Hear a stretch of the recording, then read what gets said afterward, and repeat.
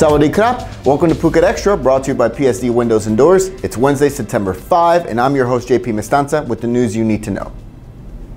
Police are now investigating what exactly happened at a small business in Geelong after a 24-year-old Saudi Arabian tourist who suffered head injuries in an ATV accident on Sunday died from his injuries just the next day.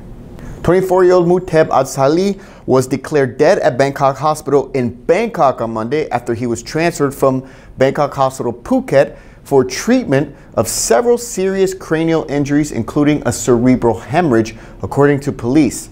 Initial reports by rescue workers at the scene described his condition as, quote, not serious, and he had nearly severed his tongue on impact.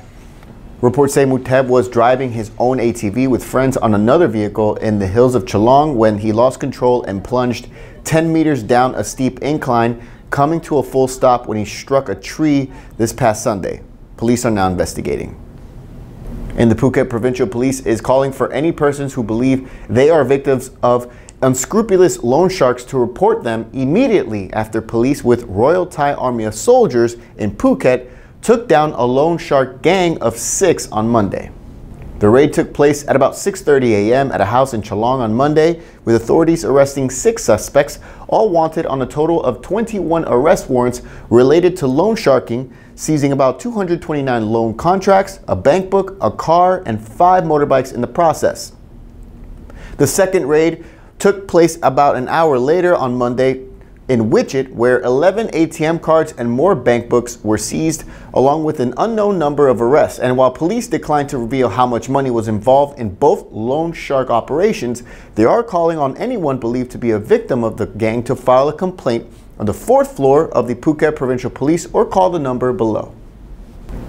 12 arrest warrants, 9 arrests, and now police are looking for the remaining 3 people, not because they hit a cop and then fled the scene as he lay dying on the street, as in the case of Boss Red Bull, and not because they killed 14 people in a van crash like the case of Prewa Te Pasadin na Ayudea.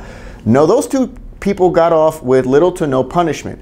But these 12 people are wanted because they shared and published a Facebook post about the alleged rape of a 19-year-old British tourist on Koh Tao.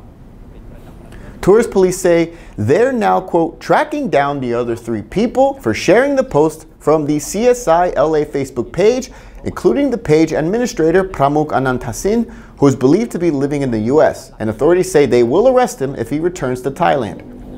The 12 arrest warrants were issued by Samui Provincial Court on charges of violating the Computer Crime Act earlier this week, and it's all after investigators declared that they have found no evidence of the alleged rape of the 19-year-old British backpacker.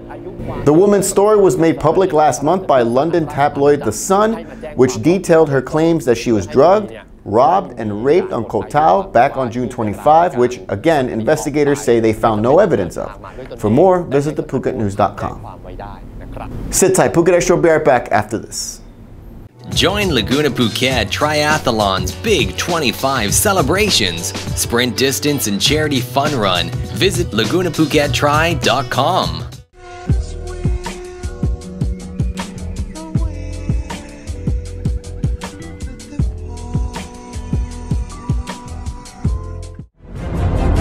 Patong's favorite steakhouse for the past 20 years. For more, find Sam's Steaks and Grill on Facebook. When you think of steaks, think Sam's. Welcome back to Phuket Extra. A 26-year-old Thai man is now behind bars after he was caught allegedly in possession of 20 million baht worth of methamphetamine pills, or yaba, saying he needed the money because he was going to get married soon. 26-year-old Suleiman Morsu and 29-year-old Usaman Sameng were arrested at a resort hotel near the Hat Yai airport in Songkhla province, as authorities were tipped off that one of the rooms at the resort was being used as a storage point before the drugs were to be smuggled near the Malaysian border. About 217,000 yaba pills were discovered in the room, worth about 20 million baht, and police arrested both men while seizing 2 cars, and Suleiman did confess that he was hired to collect the drugs, all because he needed money to marry his girlfriend later this year. They are now facing drug possession charges. After floating around the possibility of having nurses and other medical professionals prescribe drugs with new regulations, Thailand's FDA, Food and Drug Administration, agreed to remove that part of the bill capitulating to the growing pressure from pharmaceutical experts. The talk has been about proposed changes to Thailand's 1967 Drug Act, which allows pharmacists, doctors, dentists, and veterinarians to prescribe drugs only. The change would allow non-pharmacist health professionals like physiotherapists, medical technicians, and nurses to also prescribe drugs. But with vehement opposition from the pharmaceutical experts around the kingdom, the contentious point was withdrawn following a meeting yesterday with pharmacist reps and Thai FDA.